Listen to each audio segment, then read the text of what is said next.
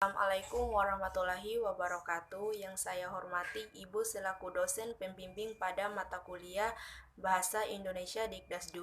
Yang saya banggakan teman-teman seperjuangan. Puji syukur marilah kita panjatkan kepada Allah Subhanahu wa Ta'ala, dan sholawat serta salam semoga tetap tercurahkan kepada Nabi besar Muhammad SAW.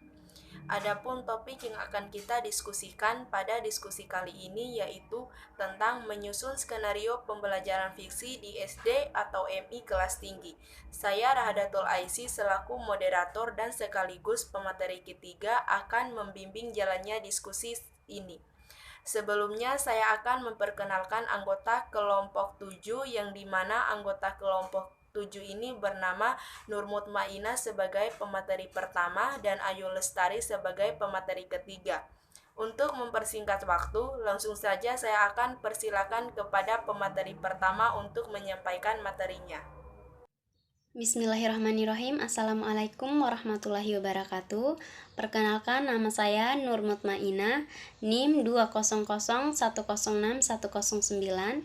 Saya sebagai pemateri pertama akan menyampaikan 3 poin. Yang pertama, pengertian prosa fiksi.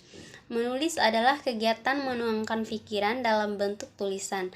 Menulis merupakan proses kreatif menuangkan gagasan dalam bentuk bahasa tulis untuk tujuan memberitahu, meyakinkan, atau menghibur. Sedangkan hasil dari proses kreatif tersebut disebut dengan istilah karangan atau tulisan. Kata prosa diambil dari bahasa Inggris yaitu prose. Kata ini sebenarnya menyaran pada pengertian yang lebih luas, tidak hanya mencakup pada tulisannya, digolongkan sebagai karya sastra, tapi juga karya non-fiksi, seperti artikel, esai, dan sebagainya. Yang kedua, bahan-bahan pembelajaran menulis fiksi. Bahan pembelajaran menulis fiksi untuk kelas 3-6 SD diperoleh dengan cara mengkaji sebagai berikut. Yang pertama, menginventarisasikan tujuan umum yang sesuai untuk pembelajaran menulis fiksi dari program pengajaran setiap kelas.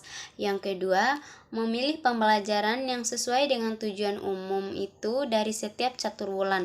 Yang ketiga, menentukan bahan pembelajaran yang akan dikembangkan dari pembelajaran. Yang ketiga yaitu unsur-unsur yang membangun fiksi, terbagi menjadi 2. Yang pertama, unsur intrinsik. Unsur-unsur intrinsik adalah unsur-unsur yang hadir di dalam teks dan secara langsung membangun teks tersebut. Yang kedua, unsur ekstrinsik.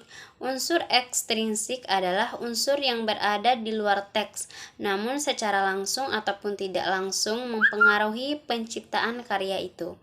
Bismillahirrahmanirrahim. Assalamualaikum warahmatullahi wabarakatuh. Perkenalkan, nama saya Ayu Lestari, NIM 200106119. Di sini saya sebagai pemateri kedua, dan saya akan membahas tentang yang pertama, sifat-sifat fiksi. Adapun yang termasuk dari sifat-sifat fiksi, yang pertama, segala sesuatu yang diungkapkan tidak dapat dibuktikan kebenarannya dalam kehidupan sehari-hari dan merupakan hasil rekaan. Yang kedua, semua tokoh, setting, dan pokok persoalan adalah bukan kebenaran objektif, melainkan realitas imajinatif. Yang ketiga, kebenaran yang terjadi di dalam fiksi adalah bukan kebenaran objektif, melainkan kebenaran logis, yaitu kebenaran yang ada dalam penalaran. Yang keempat, manusia-manusia yang hidup dalam kenyataan sehari-hari yang terlibat dalam seluruh aspek kehidupan penokohan fiksi mampu mempengaruhi dan membentuk sifat dan sikap pembaca, pendengar, dan pemirsa. Dan yang terakhir, kebenaran logis fiksi menyebabkan setiap fiksi selalu multi-interpretable, artinya setiap pembaca, pendengar, pemirsa mempunyai tafsiran. Yang kedua, materi yang kedua saya akan membahas tentang ragam dan jenis prosa fiksi. Yang pertama, tentang prosa modern. Yang termasuk dalam prosa modern, yang pertama, cerita pendek atau cerpen. Sesuai dengan namanya, cerita pendek dapat diartikan sebagai cerita berbentuk prosa yang pendek. Ukuran pendek di sini bersifat relatif. Yang kedua, novelet. Di dalam khasana prosa ada cerita yang panjangnya lebih panjang dari cerpen, tetapi lebih pendek dari novel. Jadi, panjangnya antara novel dan cerpen. Jika dikuantitatifkan, maka jumlah dan halamannya sekitar 60 sampai dengan 100 halaman. Yang ketiga, novel. Yang keempat, roman. Kehadiran dan keberadaan roman sebenarnya lebih tua daripada novel. Roman berasal dari jenis sastra epik dan romansa abad pertengahan. Jenis sastra ini banyak berkisah tentang hal-hal yang sifatnya romantik, penuh dengan angan-angan, biasanya bertema kepahlawanan dan percintaan. Dan yang terakhir, cerita anak. Cerita anak, baik karya asli Indonesia maupun terjemahan mencakup tentang umur pembaca yang beragam, mulai rentang 3-5 tahun, 6-9 tahun, dan 10-12 tahun, bahkan 13 dan 14 tahun. Adapun bentuknya bermacam-macam, baik serial, cerita bergambar, maupun cerpen. Yang kedua yaitu tentang prosa lama. Yang termasuk dari prosa lama yaitu yang pertama, dongeng, yang kedua fabel, yang ketiga hikayat, yang keempat legenda, yang kelima mite, yang keenam cerita penggali hati, yang ketujuh cerita perumpamaan, dan yang terakhir kisah. Sekian materi dari saya, lebih dan kurangnya saya mohon maaf, dan materi selanjutnya akan disampaikan oleh Rahadatul Aisy. Langsung saja saya akan menyampaikan materi ketiga. Poin F. Keterampilan menulis fiksi. 1. Menemukan ide cerita. Beberapa pengarang pemula terkadang terhambat dalam menemukan ide cerita. Untuk memperkaya ide cerita yang akan ditulis, kita dapat melakukannya dengan berbagai cara. Salah satunya yaitu mencermati fakta atau realita yang terjadi di sekitar kita dengan melakukan pengamatan dan observasi terhadap masalah yang ada. Cara tersebut dapat dilakukan dengan banyak membaca buku atau mendownload materi dari internet untuk memperkaya pengetahuan kita. 2. Mengembangkan ide cerita. Dalam keterampilan menulis atau membaca, saat akan memulai mengembangkan ide, dapat kita gagas dalam beberapa pertanyaan. Pertanyaan pertama dapat dimulai dari kata what, apa latar belakangnya, konfliknya, apa yang ingin disampaikan, dan lain-lain.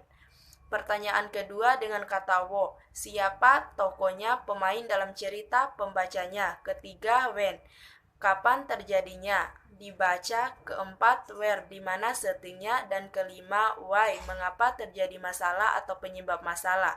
Keenam, how, bagaimana tindak lanjutnya, pengaruh kesesuaian dengan kemenarikannya. 3. Membuat cerita. Cerita dikatakan menarik jika dapat meninggalkan kesan pada pembacanya. Ada beberapa unsur untuk mengembangkan cerita menjadi menarik. Pertama, pilihlah tema yang sesuai dengan sasaran pembaca. Jika pembaca itu remaja, maka pilihlah tema yang sesuai dengan usia, pola hidup, atau gaya mereka. Kedua, pembentukan karakter bulat pada tokoh cerita. Artinya, tokoh dapat menyampaikan karakter khusus yang dapat berdampak pada pembaca. Ketiga, konflik sebaiknya dikemas secara menarik dan tidak berlebihan. Setiap konflik yang disajikan dalam cerita sebaiknya diikuti dengan pesan atau informasi untuk pembaca. Diharapkan pembaca setelah membaca dapat mengambil hikmah positif dari konflik dibaca cerita tersebut. Keempat, akhir atau klimaks cerita disajikan tanpa menyadari oleh pembaca. Poin G. Cara peningkatan keterampilan menulis fiksi pada anak usia SD. Pembelajaran menulis atau mengarang sebenarnya sudah dimulai sejak anak duduk di kelas 1 SD. Anak belajar menggambar lalu ia menuliskan beberapa kalimat mengenai gambarnya itu. Selanjutnya, syarat-syarat mengarang dapat diajarkan bagaimana langsung. Yang terpenting adalah kita dapat memacu spontanitas atau keberanian anak dalam mengungkapkan gagasan dan isi hati melalui media tulisan. Bahan menulis fiksi di kelas tinggi mencakup bahan berikut: menulis karangan berdasarkan rangkaian gambar seri, melanjutkan cerita narasi, menulis cerita rekaan berdasarkan pengalaman, melanjutkan isi pantun, tidak karangan dari gambar seri yang diacak, menulis membosankan sederhana, menulis puisi bebas, memparafrasekan puisi, menulis drama sederhana. Jadi, kesimpulan dari pembuatan makalah ini adalah pembelajaran menulis fiksi perlu mendapatkan perhatian dari para guru SD karena mempunyai peran penting dalam membantu siswa mengembangkan daya hayal dan kecerdasan emosionalnya. Perkembangan kecerdasan intelektual harus dibarengi dengan perkembangan kecerdasan emosionalnya, agar kelak mereka tidak hanya menjadi manusia yang cerdas otaknya saja, melainkan juga menjadi manusia yang bijaksana. Oke, demikian presentasi dari kelompok 7. Lebih dan kurangnya kami mohon maaf. Wassalamualaikum warahmatullahi wabarakatuh.